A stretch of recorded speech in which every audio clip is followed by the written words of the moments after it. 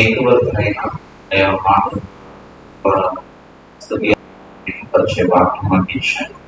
అందులో బట్టి మీకు కృతజ్ఞత ఆస్తులు. ఈ సమయంలో ప్రత్యేకంగా తండ్రి మా స్వరాలను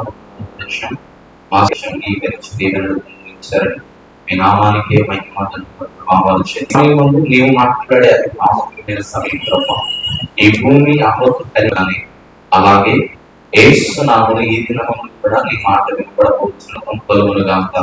నిరాకారం కాస్త మంచి ఆకారంగా మార్చబడును గాక. కోల్పోయిన వాటిని మరలా తిరిగి పొందుకునేటువంటి మాటలు మాకు అందించమని పరిచయమని ప్రార్థన చేస్తూ స్థిరపరచుకోమని నీ సత్యం ఎరిగి నీ మాట ఎరిగి తీస్తూ అయా భక్తితో శ్రద్ధతో అయిన ఆసక్తితో విని దయానికి చేర్చుకొని ఈ వాక్యానుసారంగా జీవించి మీ దీవెనలు పొందుకునే భాగ్యము.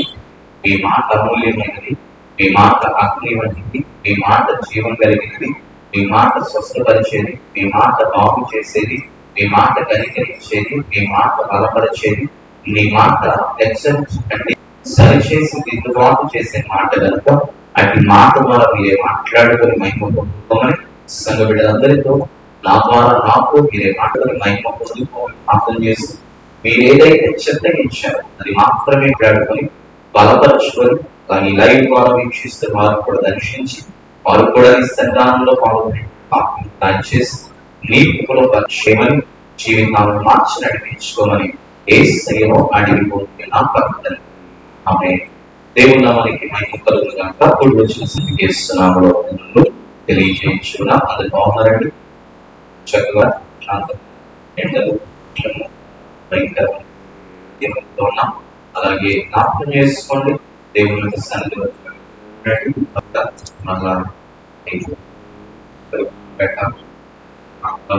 కరోనా విస్తరిస్తుందని తెలియపరుచుకోండి. కాబట్టి అందరూ కూడా ఈ సమయం మందు దేవుని పిల్లలారా మరలా దేవుని సన్నిధిలో మరలా మనకి స్వరాన్ని వినే వాక్యం ఇచ్చినందుకు దేవునికి మహిమ కలుగునుగా. దేవునికి మహిమ కలుగునుగా. ఈ సమయం మందు దేవుని బిడ్డలారా మనం ధ్యానిస్తున్న రీతిగా కుండల గురించి మనం ధ్యానం చేస్తున్నాం. అవునా? కుండ అనా కుమ్మరి తయారు చేస్తాడు అనా. కాబట్టి కుమ్మరి మన ప్రభు అయితే మనం ఎవరు వెళ్తున్నాం? కుండల మహిమ. కాబట్టి ఇంకో మన దేనికి ఏమున్నది అనేటువంటి అంశాన్ని మనం ఈరోజు ధ్యానిస్తున్నాం. గతించిన 6 నిమిషాన్ని మనం ప్రారంభించాం. దాదాపుగా 4 కొండలు మనం ధ్యానించినట్టున్నాము. 4 కొండలు ఏంటి చెప్పండి? 4 కొండలు ఆ టైటిల్ చెప్పండి. సమయం లేదు. ఒకటేంటి? రెండవది చేత ఆజ్ఞాపించబడి మా భూమిని మన్నాతో నింపబడిన ఆహారం చేతుల మీద మన్నాతో నింపబడినటువంటి మాట. రెండవ కొండ. మూడవ కొండ బూడిదను పాలం అవతల పడమూసేటువంటి కొండ. 4వ కొండ దేవుని బిడ్డల ప్రవక్త మాటను బట్టి నూనెతో నింపబడి వారికి ఉన్నటువంటి ఇబ్బందులన్నీ తొలగించుకున్నటువంటి కొండ. దేవునికి స్తోత్రం కలుగునుగా. అలాగే 5వ కొండ కూడా చెప్పుకున్నట్టున్నాము. యేసయ్య మాట లోబడి యేసయ్య మాట కొరకు ఎదురు చూసి నింపబడి ఇంతకు ముందున్న దానికంటే కూడా మధురమైన ద్రాక్షారసాన్ని అందించిన కొండల గురించి మనం ధ్యానం చేసాం. అయితే ఈ ధ్యానం మరొక కొండను ధ్యానం చేద్దాం. దాదాపుగా 4 కొండలు ఉన్నాయి. అది మనకు టైంని బట్టి పరిస్థితిని బట్టి ఏ కొండలు అయిపోతాయో అది దైవ చిత్తానుసారం. కాబట్టి జాగ్రత్తగా చక్కగా శ్రద్ధగా ఆసక్తితో ప్రభు యొక్క ఘనమైన నామం పేరిట వాక్యాన్ని మనం ధ్యానం. కాబట్టి ఈ సమయమందు మనం ధ్యానించుకున్నటువంటి నూనె కుండ ఉంటుంది. మనం ధ్యానించుకున్న నూనె కుండ. ఆ నూనె కుండ దేవుని కుండ. అందులో నేను ముందుకు వెళతాను. దేవుని కుండ నూనె కుండ ఉంటుంది. ఆ నూనె కుండతో అంటే ఒక భక్తురాలైనటువంటి లేకపోతే ఎలీషా శిష్యుని యొక్క మరి భార్య అయినటువంటి ఆమె కుండలో నింపబడినటువంటి నూనెతో నింపబడిన కుండ ఒకటి కుండలో నూనె అనేటువంటి విషయాన్ని మనం జ్ఞాపకం చేసుకుంటే నూనె సమృద్ధి అనేటువంటి విషయాన్ని మనం ఒకసారి ఆలోచన చేస్తే పరిశుద్ధాత్మకు సాదృశ్యం. దేవునికి స్తోత్రం కలుగునుగాక. కాబట్టి దేవుని యొక్క బిడ్డలారా మనిషికి దేవుని యొక్క సన్నిధిలో ఆయన ముఖ్యంగా దేనితో మనం నింపబడాలి అంటే పరిశుద్ధాత్మతో మనము నింపబడాలి. ఎందుకు ఈ మాట జ్ఞాపకం చేస్తున్నానంటే దేవుని యొక్క బిడ్డలారా, ఈ దినము పెంతెకోస్తు ఆదివారం అంటారు. ఏ దినం? పెంతెకోస్తు ఆదివారం. అంటే దాదాపుగా ఈస్టర్ అయిపోయిన తర్వాత, అంటే పునరుద్ధాన దినం నుండి దాదాపుగా ఇది 50వ దినం. ఎన్నో దినం? 50వ దినం. ఈ 50వ దినాన పరిశుద్ధ దేవుడు ఆ రోజు సంఘం మీదకి, ఆదిమ సంఘం మీదకి, లేకపోతే శిష్యుల మీదకి వచ్చినటువంటి ఆ సందేగా మనం కొంతమంది అయితే మనం జ్ఞాపకం చేస్తున్నాం. కాబట్టి పునరుద్ధానం నుండి 50వ దినం వరకు మరి 40 దినాల భూమి నుండి ఆయన వెళ్ళిన 10 రోజులకి ఏం పంపించాడు? ఆయన ఆత్మదేవుని లోకానికి పంపించినటువంటి విధానం మనం చూస్తాం. వాగ్దానం నెరవేరు. కాబట్టి మన కుండలో ఏముండాలి అంటే పరిశుద్ధాత్ముడు దేవునికి స్తోత్రం కలుగుగాక. కాబట్టి ఎప్పుడైతే ఆ కుండ నూనెతో నింపబడిన కుండ ఎంటిగా, అంటే ఖాళీగా ఉన్నటువంటి కుండలన్నిటినీ ఈ నూనెతో ఎప్పుడైతే నింపబడిందో ఆ కుండలన్నీ కూడా అమూల్యంగా మార్చబడ్డాయి. అలాగే ఆ నూనె కలిగినటువంటి ఆ ఇంటి యజమానురాలు వారికి అప్పులన్నీ తీరిపోయాయి. చెప్పబడి ప్రభునామం మెరుగుపరుచుకున్నాం. అంటే పరిశుద్ధాత్మ దేవుడు మనలో నింపబడినప్పుడు మనకున్నటువంటి కొరతలు, డౌట్లు, సందేహాలు, మనకున్నటువంటి పాపములు అన్ని తీర్చబడి సత్యమందు స్థిరపరచబడతాం. హల్లెలూయా. దేనియందు? సత్యమందు మనము. ఎందుకంటే మనకు తెలుసు కదా, ఆదరణ పంపిస్తాడు, ఆయన ఏం చేస్తాడు? మిమ్మల్ని ఆదరిస్తాడు, మిమ్మల్ని సత్యమందు స్థిరపరుస్తాడు అనేటువంటి మాటలు మనము బైబిల్ గ్రంథంలో చూస్తాం. కాబట్టి దేవుని యొక్క బిడ్డలారా, నీ జీవితం అనే కుండలో, నీ కుటుంబం అనే కుండలో, నీ యొక్క బ్రతుకు అనేటువంటి కుండలో, నీ హృదయం అనేటువంటి కుండలో పరిశుద్ధాత్మ చేత నింపబడాలి.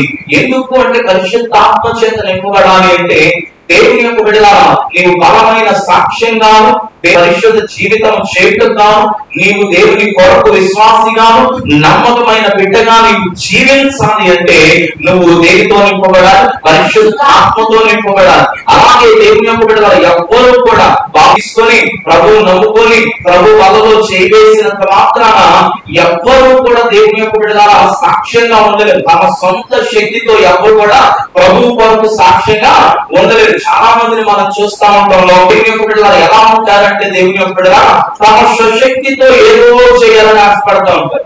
దేవుని దగ్గర ఎప్పుడు కూడా గుర్తుపెట్టుకోండి, దేవుని ఆత్మ సహాయం లేకుండా నువ్వెంత ఘన కార్యాలు చేయాలన్నా అవి నీకు రివర్స్ లో ఆశీర్వాదం అయ్యే కంటే కూడా శాపంగా దిగి వస్తాయి. దేవునికి స్తోత్రం. అందుకని ఒక సగటు విశ్వాసి తన జీవితంలో పరిశుద్ధాత్మ అనేటువంటి నూనెతో ఏం చేయాలి? నింపబడకపోతే, పరిశుద్ధాత్మతో నింపబడకపోతే దేవునికి నీవు సాక్ష్యంగా ఉండడం అసాధ్యం. చాలా మంది విశ్వాసులుగా ఉంటారు, దేవుని ఒప్పుకోలేదు. ఎందుకో తెలుసా? ఒప్పింపజేసే ఆత్మ. చాలా మంది వాక్యం వింటారు, వాక్యాన్ని అంగీకరించలేరు. ఎందుకు తెలుసా? వాక్యాన్ని రూఢీపరిచే పరిశుద్ధాత్మ దేవుడు. చాలా మంది పాటలు పాడతారు, కానీ దేవునికి మహిమ రాదు. ఎందుకు తెలుసా? దేవుని మహిమపరిచేటువంటి పరిశుద్ధాత్మ దేవుడు మనలో. చాలా మంది వాక్యము ఆదరించబడుతుందని తెలుసు, కానీ చాలా మంది వాక్యంతో ఆదరించబడలేదు. ఎవరైనా మనుషులు ఆదరిస్తేనే వారికి ఎలా ఉంటుంది? అలా సహజంగా చాలా మంది ఏం కోరుకుంటారంటే, మనం పాకిస్తాన్ ఉన్నప్పుడు ఎవరొకరు వచ్చి తల మీద చేసి, మీరు భుజం మీద చేసి, అయ్యా బాగున్నావా అని చెప్పేసి పలకరిస్తే అప్పుడు నాకు ఆదరణ దొరికింది అనుకుంటారే కానీ, నన్ను ఆదరించేటువంటి దేవుని వాక్యం ఉంది, నన్ను ఆదరించే నా ప్రభు ఉన్నాడు, నన్ను ఆదరించే నా ప్రభు కృప నాకు తోడుగా ఉన్నదని నమ్మి దేవుని యొక్క దేవుని ఆదరణ పొందాలన్నా పరిశుద్ధాత్మ దేవుడు నీలో ఉండాలి. దేవునికి స్తోత్రం కలుగుగా. కాబట్టి అందుకనే మరి బాప్తీసం తీసుకున్నటువంటి వెంటనే ప్రభు వారి పైన ఇంటికి వచ్చిన పరిశుద్ధాత్మ దేవుడు పావులం అని ఆయన మీదకు ఇతడు నా ప్రియ కుమారుడు, ఈయన యందు నేను ఆనందించుతానని తండ్రి ఎప్పుడైతే సాక్ష్యం పొందాడో, ఆ సాక్ష్యం పొందినటువంటి తండ్రి సాక్ష్యం పొందిన ప్రభువు మీదకి ఎవరు వచ్చారు? పరిశుద్ధాత్మ దేవుడు వచ్చాడు. ఆయనే సమస్తమై ఉన్నాడు.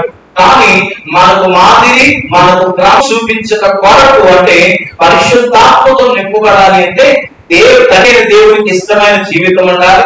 ఆ తండ్రికి ఇష్టమైన జీవితంతో తండ్రి యొద్ద నుండి సాక్ష్యం పొందాలి. తండ్రి యొద్ద నుండి సాక్ష్యం పొందినటువంటి మనం ఎప్పుడైతే ప్రభువుకు మంచిగా, ఎప్పుడైతే తండ్రి యొద్ద సాక్ష్యం పొందుతామో అప్పుడు మన మీదకి వస్తారు పరిశుద్ధాత్మ దేవుడు వస్తారు. చాలా మంది ఆ చర్చికు, చాలా మంది ఆ సంఘము, చాలా మంది ఆ మ్యూజిక్, ఆ డాన్స్, ఆ ఆరాధనలు అని బాగా మ్యూజిక్ పెట్టుకొని, బాగా డ్రమ్ములు కొట్టుకుంటా, బాగా జీవింపబడి, బాగా ట్యాక్టర్లు వేసుకుంటా, డాన్స్ వేస్తా ఉంటే, నోయలు చదివితే, పౌరులు చదివితే, ఆ వాగ్దానాలు ఇస్తే, లేకపోతే ఆ చీపులు కొట్టి ఆత్మోచించే అంటారు. కానీ నీలోకి పరిశుద్ధాత్మ అయితే రెండు ప్రాముఖ్యంగా జరగాలి. ఒకటి, తండ్రి అయినటువంటి దేవునికి ఇష్టమైన జీవించాలి. ఆయన యొద్ద నుండి మనకి కావాలి, సాక్ష్యము కావాలి. అప్పుడే పరిశుద్ధాత్మ దేవుడు మన మీదకి వస్తాడు. దేవునికి స్తోత్రం కలుగుతుంది. కాబట్టి ఎప్పుడైతే పరిశుద్ధాత్మ దేవుడు వచ్చాడో అప్పటి వరకు బలహీనంగా ఉన్నారు. ఎవరు?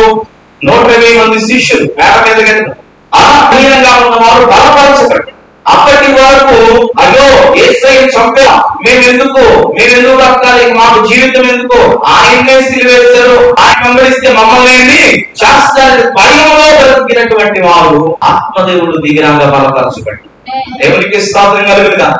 అప్పుడు ప్రభు వాగ్దానించడేమని, మీరు సర్వలోకానికి వెళ్ళి సర్వ సృష్టి సువార్తను నేను బోధించిన సంగతులను మీరు చెప్పాలి, నేను యుగాంతం అక్కడ మీతో సదాకాలం ఉంటానని ప్రభు చెప్పి వాళ్ళు అందుకని అయితే వారు శక్తితో వెళ్ళిపోమన్నాడా? మీకు శక్తి ఇచ్చాను, నేను వాగ్దానం ఇచ్చాను, వెళ్ళిపోయాడా? నేను వెళ్ళి వేరొక ఆదరణకర్తను పంపిస్తాను, ఆయన వచ్చేంత వరకు మీరేం చేస్తారు? వచ్చేంత వరకు మీరు యెరూషలేములోనే ఉండే చూపిస్తారు. అందుకని ఎక్కడా కూడా దేవుని యొక్క చిత్తము, దేవుని వాగ్దానం పొందుకొని చిత్త ప్రకారముగా ఆయన నడిపింపులో ఆయన సాక్ష్యంగా మనం ఉండాలి. కానీ మనం సొంతగా తెలుసు, జ్ఞానం తెలుసు, పాట పాడతాను, నా కృపావరాలు ఉన్నాయి అనుకొని నువ్వు వెళ్ళిపోయావంటే దెబ్బలేదు. అందుకని నీ జీవితంలో సాక్ష్యంగా ఉండాలా. నీ జీవితంలో దేవుని కొరకు, దేవుని మాటలు, దేవుని బుద్ధి, దేవుని యొక్క కార్యము, చిత్తము నీలో రూఢీపరచబడి దేవుని కొరకు గొప్ప సాక్ష్యంగా ఉండాలి అంటే ఆయన పంపిన ఆదరణకర్తని పరిశుద్ధాత్మను వేయాలి. దేవునికి స్తోత్రం కలుగుతుంది. పొందిన తర్వాత ఏమైంది? వారికి ఉన్న కొరతలు తీర్చబడ్డాయి, వారికి ఉన్నటువంటి డౌట్లు పోయి, వారికి ఉన్నటువంటి సమస్తమైనటువంటి భయాలన్నిటినీ చేయించారు. ఆత్మదేవుడు ఇచ్చాడు. దేవునికి స్తోత్రం కలుగుతుంది కాక. కాబట్టి దేవుని యొక్క సన్నిధిలో దేవుని యొక్క బిడ్డ, అందుకని వారు సర్వలోకానికి వెళ్ళి దాదాపుగా భూమి మీద ఎన్ని ఖండాలు అయితే ఉన్నాయో ఖండాలన్నింటినీ ఎవరు చేశారు? ఎవరు వచ్చినప్పుడు? ఎవరితో నింపబడినప్పుడు? పరిశుద్ధాత్మతో నింపబడిన. దేవునికి స్తోత్రం కలుగుతుంది. ఇప్పుడు అక్కడ ఉన్నటువంటి ఆ యొక్క విధవరాలు, ఆ ప్రవక్త శిష్యుని యొక్క భార్య జీవితంలో సమస్త కొరతలు తీర్చబడ్డాయి. ఎలా తీర్చబడ్డాయి? నూనె ఎప్పుడైతే అన్ని కుండల్లో నింపబడిందో ఆ నూనె అమ్ముకుని ఏం చేసుకున్నారు? అప్పులన్నీ. అది ఎవరి మాటను బట్టి? దేవుని యొక్క ప్రవక్త, దేవుని మాటను బట్టి ప్రవక్త సెలవివ్వబడిన మాట. దేవునికి స్తోత్రం కలుగుగా. అందుకని ఏం కావాలి? నీ పరిశుద్ధాత్మను పొందాలి, పరిశుద్ధాత్మతో నింపబడాలి, దినము నింపబడాలి. పరిశుద్ధాత్ముడు ఉంటే ఉంటావు దేవుని కొరకు సాక్ష్యంగా. చాలా మంది చాలా వీరత్వం చూపిస్తా ఉంటారు దేవునిలో, దేవుని యొక్క సన్నిధిలో. అక్కడ ఏదో ఎవ్వరు దేవుని పిల్లలు గుర్తుపెట్టుకోండి, ఆత్మ దేవుడు లేకుండా చేస్తే అది నీకు, నీ కుటుంబానికి అది ఆశీర్వాదం కాదు. అందుకే ప్రభు అన్నాడు, బాప్తిసం తీసుకున్న వెంటనే మీకు ఏ వరం ఇవ్వబడుతుంది? పరిశుద్ధాత్మ అనే వరము ఎలాగైతే ప్రభులోకి వచ్చిందో మీలో కూడా వస్తుంది. అయితే ప్రభువేమో పరిపూర్ణంగా నిలుపుకున్నాడు, మనమేమో పరిపూర్ణంగా నిలుపుకోలేదు. బాప్తిసం తీసుకున్న నెల రోజులు పర్ఫెక్ట్ గా, 2వ నెలకు ప్రకృతి, 3వ నెలకు ప్రకృతి, 4వ నెలకు, 5వ నెలకు ఇలా సంవత్సరం అనుకుంటే బాప్తిసం తీసుకుని మనలో చేసిన వాళ్ళు కూడా చర్చికి వచ్చే పరిస్థితిలో ఉంటారు. మరి అప్పుడు పరిశుద్ధంలో నివసిస్తాడా? అప్పుడు పరిశుద్ధాత్మ దేవుడు నాకు అందుకని దేవుని యొక్క సన్నిధిలో సమ్మతి లేని హృదయము, అంగీకారం లేని మనస్సు, దేవుని యొక్క బిడ్డల దేవుని యొక్క కార్యానికి, దేవుని వాక్యానికి, దేవుని క్రమానికి, సంఘానికి రాజేంటో తెలుసా? నేను ఆత్మదేవుడు ఏం చేస్తాడు తెలుసా? ఈ లోకాలు ఈ రోజు పరిశుద్ధ దినం, ఈ రోజు దేవుని యొక్క బిడ్డ శనివారం వరకు హౌస్ విజిటింగ్ అని, పరిచయం అని అన్ని చేసిన తర్వాత శనివారం కూడా వాక్యం చెప్పి కుటుంబ పనులు అన్ని చూసుకున్న తర్వాత ఒకసారి వీకెండ్ కదా, మరి సమయానికి ఆత్మదేవుడు అంటాడు, రేపు అసలైన పని ఇప్పుడు వాలిపోతే ఎలాగా? దేవునికి స్తోత్రం కలుగుగాక. నేను నిద్రపోయే సమయంలో దేవుని యొక్క బిడ్డ 4-5 సార్లు 10 సార్లు లేచిందంటే ఆత్మదేవుడు లేచి ప్రార్థన చేయండి అంటాడు. నేను చెప్పేది వినంటాడు. ఎందుకంటే ఆత్మతో నింపబడిన వాడికి తెలుస్తుంది. హల్లెలూయా. అందుకని దేవుని యొక్క సన్నిధిలో మనం దేనితో నింపబడాలి? ఆ పుట్ట అంటే ఆ ఇంటిలో ఉన్నటువంటి, ఆ జీవితంలో ఉన్నటువంటి ఆ దేవుని యొక్క ప్రాముఖ్యంగా దేవుని మాటలు బట్టి వారికి ఉన్నటువంటి ఆత్మను, నేను పరిశుద్ధాత్మను అన్ని గుండాలు ఏం చేస్తున్నారు? ఇంటి నిండా నింపుకున్నారు. దేవునికి స్తోత్రం కదా. అదే మనలో ఆత్మ ఉంటే బిడ్డలో ఆత్మ ఉంటే మనలో ఆత్మ. భర్త వస్తే భార్య రాదు, భార్య వస్తే భర్త రాదు, పిల్లలు వస్తే తల్లిదండ్రులు రాదు. రకరకాలైనటువంటి నిజంగా దేవుని యొక్క కలిగిన వాళ్ళు ఎలా ఉంటారు తెలుసా? సమస్త కుటుంబం ఎవరి సన్నిధిలో ఉంటారు? దేవుని యొక్క సన్నిధిలో మనము గడపగలిగేటువంటి సమయాలలోకి కాబట్టి ఈ దినము పెంతెకోస్తు ఆదివారముగా చెప్పబడుతున్నటువంటి ఈ దినము నీ జీవితంలో జ్ఞాపకం చేసుకోండి. నీవు ఏ కొండగా ఉండాలి అంటే నూనెతో నింపబడిన కొండలాగా. ఆ కొండ ఏంటంటే ఆత్మతో నింపబడిన కొండవై ఉండాలి. అలాగే పరిశుద్ధాత్మతో నింపబడిన కొండవై ఉంటేనే దేవుని కార్యాలు, దేవుని పనులు, దేవుని చిత్తము, దేవుని సంఘము, దేవుని వాక్యము, దేవుని క్రమం అన్ని కూడా అవి అర్థం కాకుండా వ్యర్థమైనటువంటి పరిస్థితుల్లో, మార్గాల్లో మన సొంత ఆలోచనతో వెళుతున్నామంటే దాని అర్థం ఏంటో తెలుసా? నీలో ఆత్మ ఇంకా లేదు. దేవునికి ఆత్మల గురించి ఇంకా దేవుని చిత్తమైతే భవిష్యత్తు ఆలోచన. కాబట్టి నీవు దేవుడితో నింపబడాలి. ఆ కొండ అయితే ఆ ప్రవక్త శిష్యుడైనటువంటి ఆ ప్రవక్త భార్యని ఆ కొండ అయితే తన జీవితంలో దేవుని యొక్క కొరత ఉంది, వేదన ఉంది, యోగం ఉంది. కాబట్టి నా ఇంట్లో ఒక నూనెతో నింపబడినటువంటి కొండే ఉంది. కాబట్టి ఈ ఒక్క కొండతో నేను ఏం చేస్తానని చెప్పేసి బాధపడతా, వేదన చెందక ఒక్క కొండలోనే ఉంది. ఆ కొండను ఆశీర్వదించి ప్రవక్త దగ్గర నేను దేవునికి స్తోత్రం కలుగుతుంది. హల్లెలూయా. మనకు ఒక పాట వస్తే పాట గారు వస్తుంది, మనకు ఒక వాక్యం తెలిసి వస్తుంది. మనకి దేవుని యొక్క దేవుని యొక్క సన్నిధిలో మనకు బలం ఉంటే చాలు, సంఘ క్రమము అవసరం లేదన్నట్టు అయిపోతుంది. దేవునికి స్తోత్రం. కానీ ఏం ఆలోచించి తీయకుండా ఈ శిష్యుడు మా ప్రవక్త శిష్యుడైనటువంటి భార్య ఆమె ఏం ఆలోచించిందంటే నా ఇంటిలో నింపబడినటువంటి ఈ లేకుండా వృద్ధి చెల్లించబడాలి. ఎక్కడికి వెళ్ళాలి? ప్రవక్త దగ్గరికి వెళ్తే ఎలా వృద్ధి చెందుతో దేవునికి స్తోత్రంగా. అంతేగాని ఆమె వెళ్ళిపోయి ఆమె 10 కొండలు తెచ్చుకొని దేవుడు పోస్తుంది అనుకోండి, అభివృద్ధి చెందేదా? దేవునికి స్తోత్రం కలుగుతా. నా భర్త ప్రవక్త శిష్యుడు, ఆమె తను కూడా అదే పక్కలో ఉంది కనుక ఎక్కడికి వెళ్ళింది? ఏర్పాటు చేయబడినటువంటి సత్య దేవుని పౌరుషంతోనూ రోషంతోనూ దేవుని కొరకు నీతిగా క్రమంలో బ్రతికే సేవకుడి దగ్గరికి తన భర్త ఎక్కడైతే పరిచయం చేసిన ఆ సేవకుడి దగ్గరికి. హల్లెలూయా. దేవునికి స్తోత్రం కలుగుగాక. అంతేగాని నాకు నచ్చిన సేవకుడి దగ్గరికి వెళ్తాను, నాకు నచ్చిన వాటికి వెళ్తాను, నాకు నచ్చిన సంఘానికి వెళ్తానన్నా, నాకు నచ్చి మెత్తగా నన్ను చేసేవాళ్ళ దగ్గరికి వెళ్తానన్నా. వెళ్ళింది ప్రవక్త దగ్గరికి వెళ్ళింది. అయ్యా ఇదయా పరిస్థితి, ఇలా అప్పులు ఉన్నాయి, కుటుంబంలో పడుతుందమ్మా అంటే నీ ఇంట్లో ఏముందమ్మా అంటే ఒక నూనె కొండ తప్ప ఇంకేం లేదు. ఆ కొండకు బదులమ్మా నువ్వు వెళ్ళి పక్కన దగ్గర అటు ఇటు చుట్టుపక్కల అన్ని కొండలు తెచ్చుకొని చేస్తావు. అన్ని కొండలు తెచ్చుకొని ఈ కొండలు ఇప్పుడు ఎందుకు తెస్తానండి అందరూ అడిగితే ఎవరిస్తారు? నాకు అరవడితే కాబట్టి కొండపోయిందనుకో నేను కొండలేను, మళ్ళీ ఎందుకు వచ్చిన బాధందా? లేకపోతే దేవుని యొక్క అయ్యా మా మొక్కలు చూస్తే వాడు ఏనందా? లేకపోతే వాళ్ళకి నాకు మాటలేమయ్యా, వాళ్ళు మేము పొదుపుకోమయ్యా, ఎన్ని కొండలు మహాయితో 2 కొండలు తెచ్చుకున్నా అంటే కొరకు తీరేదా? దేవునికి స్తోత్రం. అలా దేవుని యొక్క సేవకుని యొక్క మాట ప్రకారం ఏం చేస్తుందో తెలుసా? కుండలన్నీ తిరిగి తన పిల్లలు తీసుకొచ్చుకొని ఇంట్లో పెట్టుకుంటే ఏం జరిగింది తెలుసా? కుండలన్నిట్లో ఏం చేస్తాం? ఈ కుండలు అన్నింటి ఆయన మాట ప్రకారం, దేవుని మాట ప్రకారం, ఆయన యొక్క సేవకుని యొక్క మాట ప్రకారం ఎప్పుడైతే ఒక కుండలోనే ఉంది, ఆ ఎన్నో కుండలు తెచ్చుకుంది, ఆ కుండలన్నీ నీటితో నింపబడ్డాయి. ఒక కుండలో నింపబడ్డాయి. దేవునికి స్తోత్రం. అంటే దేవుని మాట వింటే కుండలు నింపబడ్డాయి.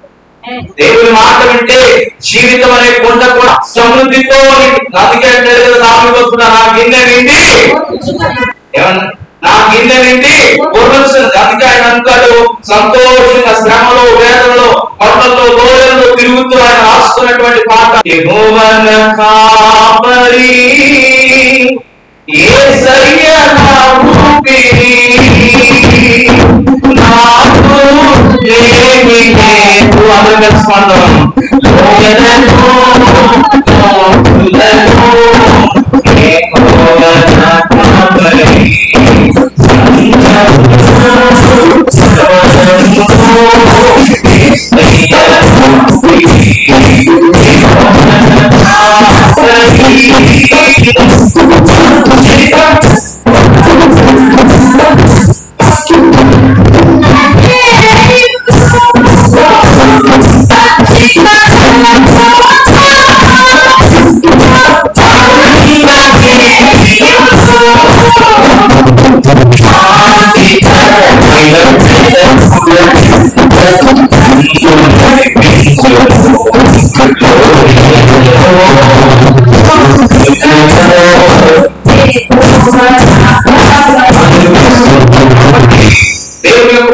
యెహోవా నా కాపరి, నన్ను నాకు నేమి కలుగదు, పచ్చిక గల చోట్ల ఆయన నన్ను ఏం చేస్తాడు?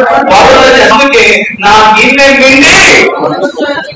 ఇప్పుడు ఇట్లా బాధపడుతూ చాలా చేశాడమ్మా, అది చేశాడమ్మా, ప్రవక్త అన్నాడమ్మా, దేవుని మాట అన్నాడమ్మా, ఇప్పుడే పెట్టాడు. అప్పుడప్పుడు కొన్ని చావులు చేసినప్పుడు ఆ భర్త దగ్గర లేకపోతే చనిపోయినప్పుడు 10 మంది ఏడుస్తాం. పోతే పోయాడమ్మా అని ఎత్తి పెట్టేదడం, పోతే పోయిందమ్మా, అన్ని చేసేదమ్మా, ఇవన్నీ నిర్దేశానికి డబ్బు చెప్తారు. ఉన్నవాడు బాధపడుతూ ఉంటాడు, చూస్తూ ఉంటారు. నేను కూడా దేవునికి ఇస్తాను.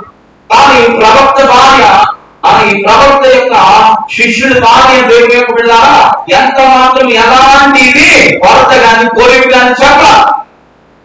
ఆత్మతో నింపబడాలి. ఎవరికి కొరతలు ఉండకూడదు, డౌట్లు సందేహాలు ఉండకూడదు. నమ్మి ప్రభు దగ్గర ప్రభు మాటలు నమ్మి దాని ప్రకారం నీవు పెట్టాలి. అప్పుడే దేంతో నింపబడతాం?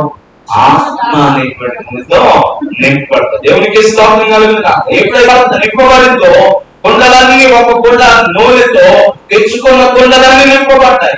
ఇలా ఉన్న పరిశుద్ధ ఆత్మదేవుని ఎప్పుడైతే నువ్వు కాపాడుకోగలుగుతావో అప్పుడు నీ జీవితం అంతా నింపుతాడు. అప్పుడు నీ జీవితం అంతా పొంగిపోలే ఆశీర్వాదానికి వెళుతుంది. అప్పుడు నీ జీవితం అంతా సమస్యలు ఉన్నప్పటికీ వాటన్నిటిని అధిగమించే శక్తి నీకు ఎవరిస్తాడు తెలుసా? దేవుడు ఇస్తాడు. చెప్పబడి కాబట్టి ఈ కొండలో ఏముంది? ఈ కొండలో ఏముంది?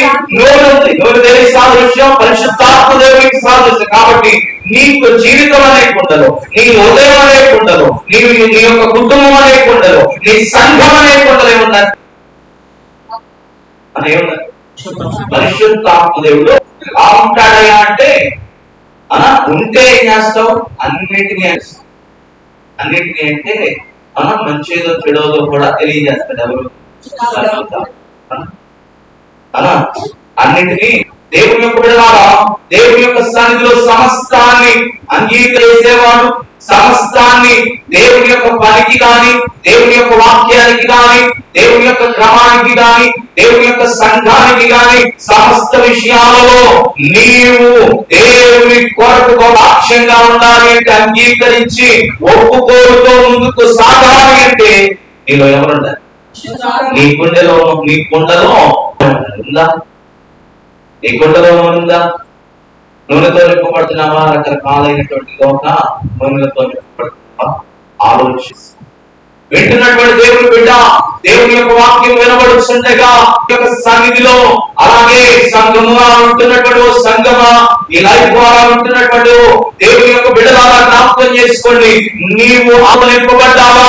నీ గుడ్డ పరిశుద్ధాత్మతో నింపబడిందా? నీ గుడ్డ పరిశుద్ధాత్మ అనే నోరుతో నింపబడిందా? నింపబడితేనే నీ కొరతలు తెచ్చబడతాయి. నింపబడితే నీ విశ్వాసులు, నీ భక్తి జీవితపు కొరతలు, నీ ఆత్మీయ జీవితపు కొరతలు, నీ కుటుంబ కొరతలు, నీ ఆత్మీయ జీవితంలో ఉన్నటువంటి ప్రతి కొరతలు, ప్రతి కలిపి ప్రతి ఒక్క కన్ఫ్యూజన్స్ అని కూడా ఆత్మదేవునిలో ఉండి దేవునికి స్తోత్రం. రాకముందు పరిశుద్ధాత్మదేవుడు రాకముందు వరకు శిష్యులు రకరకాలుగా ఉన్నారు. ఆ ఆత్మదేవుడు వచ్చిన తర్వాత మా తలను కోసినా సరే ప్రభు, మా శరీరాన్ని రంపాలతో కోసినా సరే దేవునికి స్తోత్రం, మా తలను నరికినా సరే దేవునికి. అస్సాంలో దేవుని ఒక ట్రైబల్ పీపుల్ ఉండేవాళ్ళు. అక్కడికి అమెరికన్ బ్యాప్టిస్ట్ మిషనరీస్ వెళ్ళారు.